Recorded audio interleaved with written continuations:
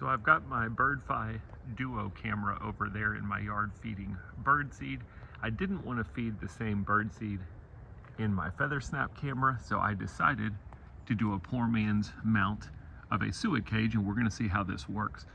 The reason I don't put just suet logs in the actual feeder itself is I have crows. They'll come take the whole log and take off with it. So what I did is I simply laid a suet cage on here, put some suet logs in it, and then I just have some wire wrapped around the sides to hold the cage in place. I thought if nothing else, it would give me some footage to where I can show you guys some video footage from the FeatherSnap Smart Solar Bird Feeder.